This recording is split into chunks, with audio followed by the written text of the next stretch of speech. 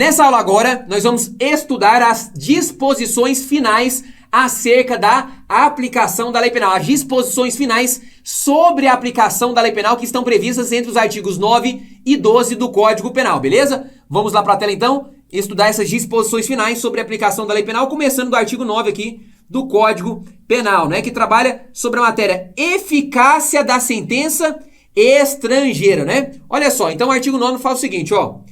A sentença estrangeira, quando a aplicação da lei penal da lei brasileira produz na espécie as mesmas consequências, pode ser homologado no Brasil para inciso 1º, obrigar o condenado à reparação do dano, a restituições e a outros efeitos civis. Inciso 2, sujeitá-lo à medida de segurança. Professor, como assim? Não entendi. Calma, vou te explicar. Olha só. Esse artigo 9 do Código Penal, ele estabelece as hipóteses em que a sentença penal estrangeira, ou seja, aquela sentença penal que foi proferida lá no estrangeiro, por exemplo, lá na Itália, lá no Portugal, enfim, nós temos uma sentença penal estrangeira e ela precisa ser homologada no nosso país, no Brasil, para ela produzir essas consequências, né? Quais consequências? Essas aqui, ó. Obrigar o sujeito a reparar o dano, a restituição aos outros efeitos civis e sujeitá-lo à medida de segurança.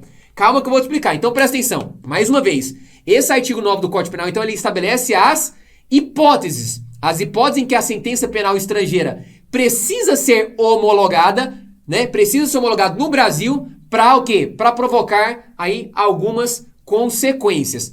Professor, quem é que vai ser competente para homologar essa sentença penal estrangeira? Quem é que vai ser competente? Veja só, essa sentença penal estrangeira, ela vai ser homologada no Brasil pelo STJ, viu? Superior Tribunal de Justiça. O STJ é competente para homologar essa sentença penal estrangeira. É claro que o STJ não vai adentrar no mérito da causa, obviamente. O STJ apenas vai fazer um exame formal sobre os requisitos, né? Ele vai analisar se realmente preenche os requisitos, se preencher, ele vai homologar essa sentença penal estrangeira para produzir algumas consequências no nosso país, beleza? Então vamos lá, ó. Então, essa sentença penal estrangeira, né? Se ela for homologada pelo STJ, no caso, no Brasil, ela vai ser homologada para quê, professor? Vamos lá. Inciso 1. Ela é homologada para obrigar o condenado à reparação do dano, restituição ou outros efeitos civis. Então, vamos imaginar que você foi lá para Europa de viagem, foi lá para Itália, lembra? Lá para Itália. E lá na Itália você praticou um furto, você furtou o celular de uma pessoa. Veja só. Nesse caso, depois passou um tempo aí, sei lá, você voltou pro Brasil, tal. Nesse caso, vamos imaginar, eu posso... Aquela vítima que teve o celular furtado, ela pode conseguir essa indenização, essa reparação do dano, para que você pague, ou devolva ou pague o valor daquele celular que você furtou? Pode, só que essa homologação depende do seguinte, ó, no caso do inciso 1. No caso do inciso 1, ela pode obrigar você o quê? A reparar o dano, restituir ou outros efeitos civis. Só que, olha só o parágrafo único fala, ó. A homologação depende. Então, o STJ, ele pode até homologar essa sentença penal, essa sentença estrangeira. Só que no caso do inciso 1, olha o que fala na linha A. Para os efeitos previstos no inciso 1, ou seja, aqui no inciso 1, ó. Precisa de quê? De pedido da parte interessada. Então, aquela vítima, por exemplo, teve o celular furtado... Ela pode, veja só, o STJ pode homologar aquela sentença penal estrangeira para obrigar você que furtou o celular dela, para você reparar o dano? Pode? O STJ pode. Ele pode homologar, mas essa homologação depende do quê? Depende do pedido da parte interessada, ou seja, depende do pedido daquela vítima. Nós temos que ter o pedido. Se tiver o pedido daquela pessoa, daquela vítima que teve o celular furtado, nesse caso do STJ pode homologar essa sentença penal estrangeira para obrigar você a reparar o dano, beleza? Vamos lá. E o inciso 2? Olha só. Sujeitá-lo à medida de segurança, né? Vamos imaginar o seguinte, professor, o que é medida de segurança? Veja só. No direito penal, sanção penal é o gênero. Veja só. Quando uma pessoa pratica uma infração penal, ou seja, um crime ou uma contravenção penal, uma infração penal, nós vamos ter uma sanção. Aquela pessoa vai sofrer uma sanção penal. Essa sanção penal pode ser uma pena ou uma medida de segurança. As penas podem ser penas privativas de liberdade, penas restritivas, penas de multa.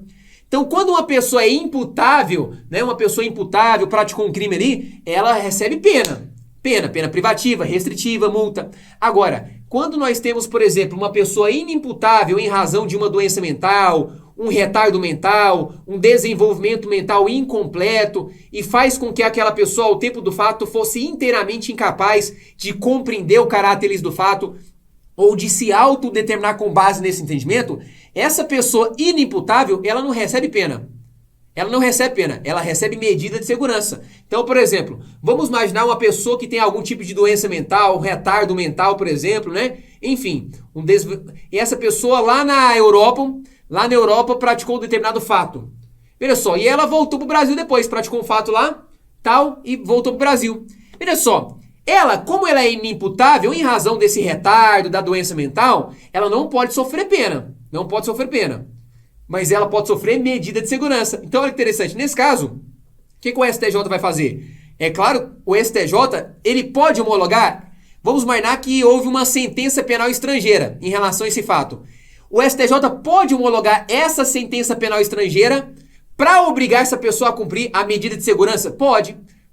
Essa medida de segurança, então, pode ser uma internação em hospital de custódia ou tratamento ambulatorial, né? Tratamento ambulatorial, né? Que são as espécies de medida de segurança. Só tem um detalhe, vamos lá para a tela. Olha só, no caso desse inciso 2, que é sujeitar a pessoa à medida de segurança, fala o seguinte, ó, tá na linha B.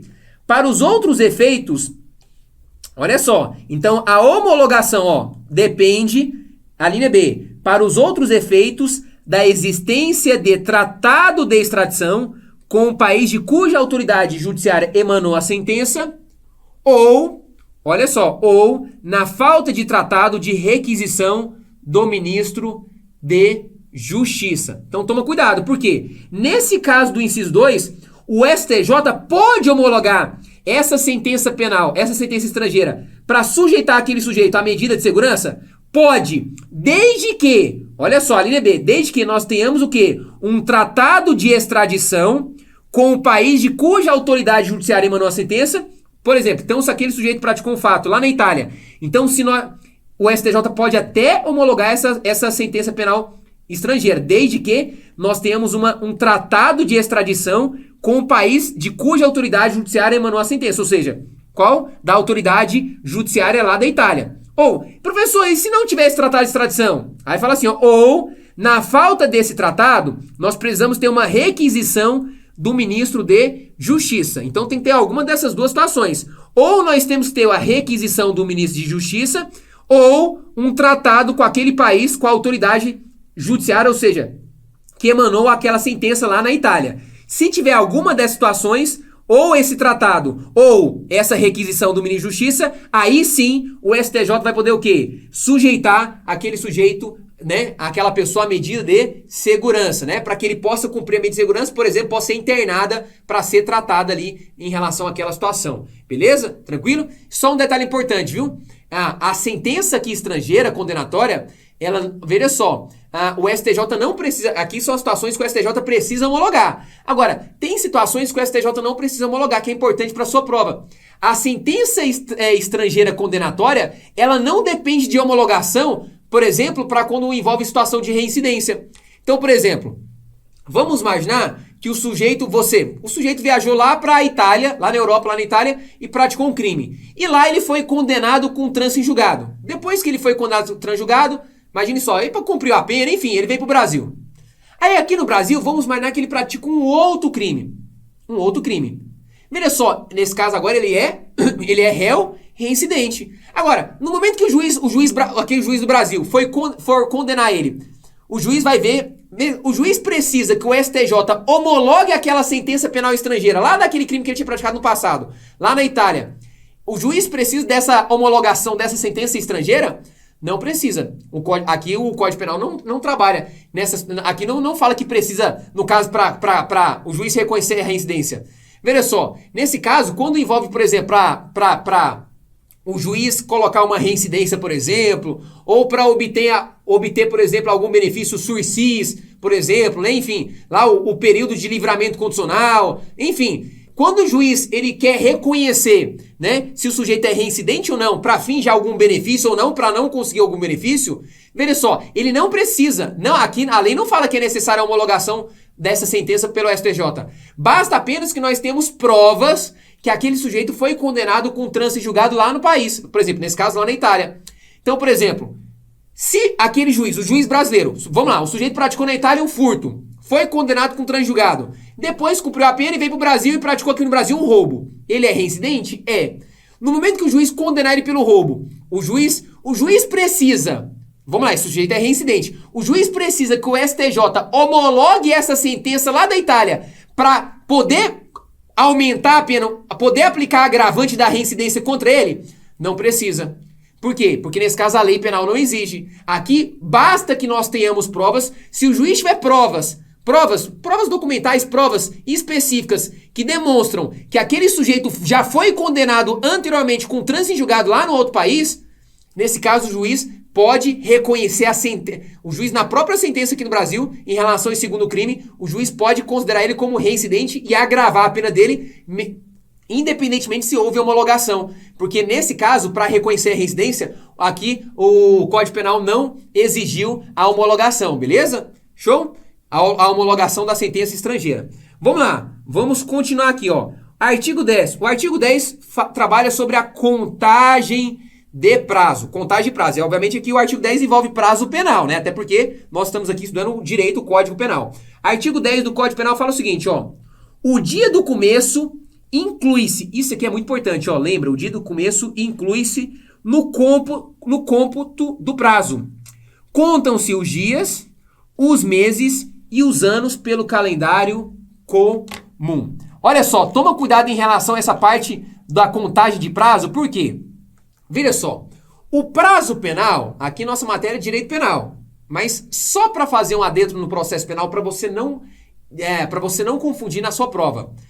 A contagem do prazo penal é diferente da contagem do prazo processual penal. Por quê? A contagem do prazo penal, o primeiro dia, o dia do começo, já se inclui na contagem do prazo. Diferentemente do processo penal, né? Você começa a contar no dia posterior. Como assim, professor? Vou te explicar. Só que antes de eu trazer esse exemplo, eu quero que diferenciar o prazo penal do processo penal. Professor, como é que eu faço para diferenciar o prazo penal para o prazo processual penal? Olha só. O prazo penal é aquele prazo que está ligado ao poder punitivo do Estado. Então, toda vez que nós temos um prazo que envolve o poder punitivo do Estado, é um prazo penal, é um prazo contra o réu, é um prazo em desfavor do réu, é um prazo que envolve o poder de punitivo do Estado contra o réu. Obviamente, esse prazo, quanto mais curto, mais benéfico para o réu. Por isso que esse prazo não pode ser prorrogado. Prazo penal não pode ser prorrogado. Como assim, professor? Vamos lá, olha o seguinte, vamos imaginar que uma pessoa praticou uma calúnia contra você. Uma pessoa falou que você praticou um fato criminoso, falou que você entrou na casa dela, furtou o carro dela, só que ela tá mentindo. Pessoa praticou uma calúnia contra você. Vamos lá, você tem um prazo de quanto tempo? Olha só, presta atenção aqui, ó. Você tem um prazo, né? Você tem um prazo de 6 meses. A partir do conhecimento da autoria do crime, você tem um prazo de 6 meses para entrar com uma queixa-crime na justiça, ok? Prazo de 6 meses. Ou seja, é um prazo contra aquela pessoa, né? É um prazo contra ela. É um prazo, aqui um prazo penal. Então, veja só. Imagina o seguinte, imagine que o crime aconteceu no dia... Pegar um exemplo aqui. Vamos imaginar que o crime aconteceu no dia... 15 de agosto. Vamos imaginar que o crime... Não, pegar aqui, peraí. Deixa eu apagar aqui, peraí, só um instante. Deixa eu fazer o cálculo aqui, ó. Peraí. Vamos imaginar o seguinte, ó. Peraí. Vamos imaginar que o crime aconteceu no dia 15 de janeiro, ok? O crime aconteceu. Aquela pessoa praticou a calúnia contra você no 15... E no dia 15 você já sabia quem que ela era, né? Porque o prazo começa a contar a partir do momento que você tem um conhecimento da autoria, quem praticou o fato. Então, no dia 15 de janeiro... Qual que é o prazo para você ter para entrar? Né? 6 meses? 6 meses. Prazo de 6 meses, beleza? Então vamos lá. E aqui nós temos um prazo penal. Se é um prazo penal, o primeiro dia já conta. Uai, como assim, professor? Aqui fala, ó, o dia do começo inclui-se no cômodo do prazo. Ou seja, o dia 15... Ah, professor, o crime aconteceu às 11h55, às 23h55, às 11h55 da noite. Já tá contando, já é o primeiro dia. Prazo penal já conta o primeiro dia, já conta. E o último dia, se você faz o quê? Você exclui. Se você já tá contando o primeiro dia, o último dia você exclui. Então, olha só, nesse caso, se o primeiro dia já tá contando, ó, o primeiro dia você já é o prazo, já tá no prazo para você entrar com a queixa-crime. Então, vamos contar 6 meses? Ó, janeiro, fevereiro, março, abril, maio, junho, julho. Então, você tinha até que dia para entrar? Vamos lá, só você subtrai um dia. Se já o primeiro dia conta, o último dia você exclui. Então, você teria até o dia 14 de julho, entendeu? Então, o prazo para você entrar com essa queixa-crime é até qual dia? 14 de julho, né? Ó, janeiro, fevereiro, março, abril, maio, junho, julho. Tá certo, 6 meses. Nesse caso, como você já conta o primeiro dia, dia 15, você excluiu o último. O último, dia 15, você exclui, então você teria até o dia 14 de julho. Professor, e se dia 14 de julho caísse, por exemplo, final de semana, feriado, prorroga? Negativo. Prazo penal jamais se prorroga. Por quê? Porque prazo penal é um prazo contra o réu, contra aquela pessoa, um prazo que envolve o poder do Estado para punir aquela pessoa. Você está entrando com uma queixa para o Estado punir ela, que praticou uma calúnia contra você. Não pode. Ah, professor, e aí? Se for, por exemplo, processo físico, porque hoje no processo digital, o pessoal entra, né, no sistema online e pronto. Aí é mais tranquilo. Mas quando é processo físico, você tem que ir lá no fórum, por exemplo. Lá no fórum protocolizar. E aí, professor? Aí nesse caso, se esse prazo penal terminasse no dia 14 de julho e caísse no feriado, final de semana, por exemplo, aí você tinha que entrar antes, né? Entra antes porque depois não pode prorrogar. Não se prorroga para dia útil. Prazo penal não se prorroga, lembre disso. Porque é um prazo que envolve o poder punitivo do Estado contra aquele sujeito, beleza? Show? Agora, veja só. Então esse é o prazo penal, ó. Tá aqui no artigo 10. O dia do começo inclui-se no cômputo do prazo. Conta os dias, os meses e os anos pelo calendário comum. Professor, mas tem mês que tem menos. Por exemplo, fevereiro às vezes tem 28, 29. Às vezes tem mês que tem 30, 31. Não importa. Aqui você não conta por dias, é por meses. São 6 meses nesse meu exemplo. Então, pouco importa se o mês teve 30, 29, 21, 30, 31, fevereiro 28, 29. Não importa. Passou aquele mês, é um mês, independentemente de quantidade de dias, beleza? Agora, o prazo processual já é o contrário, já é matéria de processo penal. Aqui nós estamos trabalhando de direito penal. Mas só para você não lembrar dessa diferença. O prazo processual penal, o que é prazo processual? Prazo processual é aquele prazo que diz respeito à questão de andamento de processo, prazo que você tem para recorrer, prazo que o juiz tem para marcar uma audiência, prazo que você tem para recorrer ali em favor do seu cliente. Então, o prazo processual é o contrário. O prazo processual, o primeiro dia você exclui. O primeiro dia você não conta, você exclui. E o último dia você conta, né? Então, vou dar um exemplo para você. Vamos imaginar o seguinte, ó. Os dias são corridos também, viu? Aqui são corridos. Só que o primeiro dia você não conta. Vamos imaginar que você tem um prazo, por exemplo, de 10 dias para responder uma acusação. Então, vamos lá. Vamos imaginar que seu cliente foi denunciado por um crime e você tem um prazo de 10 dias. 10 dias para apresentar uma defesa, chamada resposta à acusação. Vamos imaginar que o seu advogado, o seu advogado foi intimado, por exemplo, no dia... Vamos dar o mesmo exemplo, ó. Dia 15 de janeiro. Professor, dia 15 de janeiro já vou contar? Não, porque aqui é prazo processual. O primeiro dia você não conta. Então aqui o primeiro dia você exclui. No prazo processual penal, o primeiro dia você exclui. No penal você inclui. No processo penal você exclui. E nesse caso começa a contar a partir do dia 16 de janeiro. Claro, se esse dia for útil. Se for feriado, final de semana, se não for útil, aí você vai começar a contar a partir do primeiro dia útil, ok? Uma vez, se esse dia for útil, então útil, aí o que você vai contar?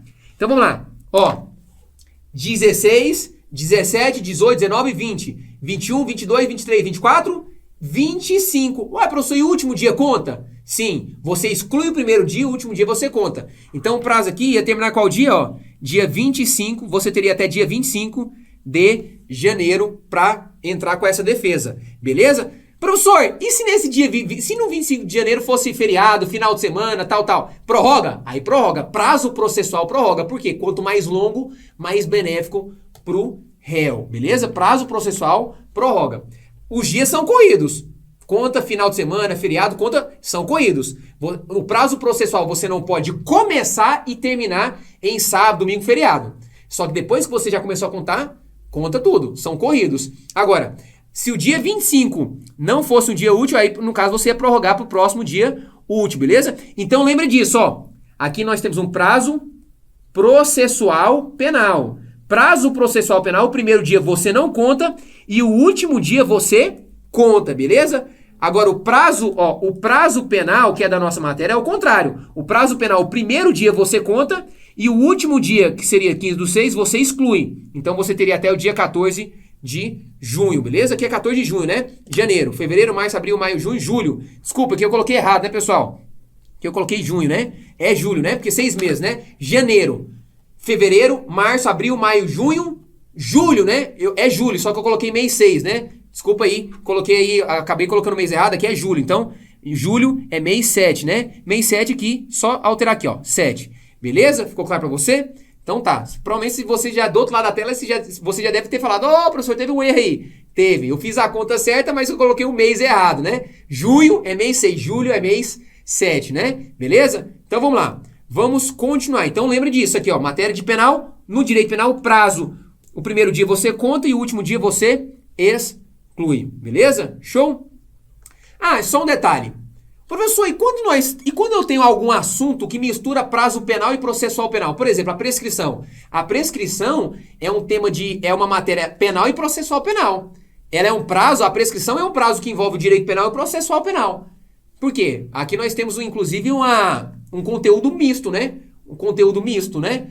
São as chamadas normas, aqui nós temos uma norma híbrida ou norma mista. Por quê? Porque é uma norma que tem conteúdo penal e processo penal. Por que conteúdo penal? Veja só, porque quando o crime prescreve, extingue a punibilidade do réu. O réu não pode ser mais punido se o crime prescreveu. Então é matéria de direito penal. Mas é matéria de processo penal também, por quê? Porque, veja só, quando um crime prescreve, o Estado não pode mais, aquela pessoa não pode ser mais processada. Ou seja, a ação penal não pode mais prosseguir. Então envolve matéria de processo penal. Agora, quando envolve matéria de penal e processo penal, o prazo, quando o prazo envolve matéria de conteúdo penal e processo penal, qual que eu vou adotar? Óbvio, eu vou adotar o prazo penal. Por quê? Porque o prazo penal, obviamente, quanto mais curto, mais benéfico para o réu. Então, nesse caso, prazo de prescrição, eu vou adotar o quê? Eu vou adotar a regra de prazo penal. O primeiro dia já começa, já conta, e o último dia você exclui, beleza? Com base no artigo 10 do Código Penal. Vamos lá, vamos continuar. O artigo 11 trabalha sobre as frações não computáveis da pena. Olha só, o artigo 11 fala o seguinte, ó. Desprezam-se nas penas privativas de liberdade, ou seja, nas penas privativas de liberdade, prisão, e nas penas restritivas, PRDs, né? Penas restritivas, por exemplo, uma prestação de serviço à comunidade, as frações de dia. E na pena de multa, as frações de cruzeiro. Uai, professor, não entendi. É simples, olha só. O que o artigo 11 fala? Vamos para a primeira parte, depois vamos para a segunda, ó. Desprezam-se nas penas privativas e nas penas restritivas as frações de dia. Primeira parte, as frações de dia. Ou seja, o que são frações de dia? São as horas. Ou seja, nas penas privativas de liberdade e também nas penas restritivas de direitos, por exemplo, prestação de serviço à comunidade, é um bom exemplo, desprezam-se as frações de dia, ou seja, desprezar quer dizer que são excluídas, desprezam-se as horas. As frações de dia são as horas. Mas, professor, como assim? Vou dar um exemplo. Vamos imaginar que uma pessoa pegou 2 anos, 2 meses, 2 dias e 2 horas de prisão. Tô colocando só como exemplo, viu? Só para ficar mais fácil de eu lembrar. Então, olha só, o sujeito pegou 2 anos, 2 meses, 2 dias e 2 horas de prisão. Ou pena privativa ou uma pena pré-restritiva, uma prestação de serviço, por exemplo. Enfim, tanto faz. Nesse caso, ele vai cumprir ele vai cumprir 2 anos, 2 meses, 2 dias, 2 horas? Não. As horas você exclui, as horas você despreza. Então, nesse caso, ele vai cumprir 2 anos de prisão, 2 meses e 2 dias. Aquelas 2 horas a mais são desprezadas, são as frações de dias, entendeu? Tanto em relação às penas privativas como em relação às penas restritivas. Aí nós temos a segunda parte que fala o seguinte, ó. E na pena de multa, as frações de cruzeiro. Ou seja, na pena de multa é uma pena de fundo ali que o sujeito vai pagar um determinado valor para o Estado, né, para o fundo penitenciário, né? Então, na pena de multa, desprezam-se as frações de cruzeiro. Porque na época era cruzeiro, né? Hoje é real, né? Então, o que é desprezar as frações de cruzeiro? Os centavos. Os centavos são excluídos, são desprezados. Como assim, professor? Vamos lá. Vamos imaginar que o sujeito pegou, sei lá, uma pena de multa de R$3.000,50. Só um exemplo, R$3.000,50. ele vai ter que pagar quanto essa pena? R$ 3.000. Os 50 centavos são desprezados, são excluídos, entendeu? Ele vai ter que pagar ele vai pagar os 3.000, os 50 centavos não. Por quê? Porque as frações de cruzeiro de real, ou seja, os centavos são excluídos. Simples, né? Beleza? Show? E vamos lá. A última parte aqui envolvendo essas disposições gerais, essas disposições finais sobre a aplicação da lei penal que está previsto no artigo 12, né? Aqui tem uma legislação especial que fala o seguinte, ó. As regras gerais deste código aplicam-se aos fatos incriminados por lei especial se esta não dispuser de modo diverso. Então, olha só, o que o artigo 12 está falando? Está falando o seguinte, ó. As regras gerais desse código, do Código Penal, as regras gerais se aplicam aos fatos incriminados por lei especial. Por exemplo, lei de drogas, lei de tortura, lei de terrorismo, enfim. O que é uma lei especial? Lei especial são as leis que estão fora do Código Penal. Nós chamamos de leis especiais ou legislação penal extravagante. São as leis penais especiais extravagantes. Então, o que o artigo 12 está querendo dizer? Ó, as regras gerais do Código Penal se aplicam aos fatos incriminados por lei extravagante, por lei especial. Aí continua, só que aqui fala o seguinte, ó. Desde que se esta não dispuser de modo diverso. Ou seja, se a lei especial tiver alguma regra geral específica, aí eu aplico aquela regra da lei especial. Professor, como assim? Vou dar um exemplo para você. Vou dar um exemplo interessante, ó. Vamos trazer um exemplo, vamos trazer uma regra geral aqui do Código Penal. Regra de prescrição, ó.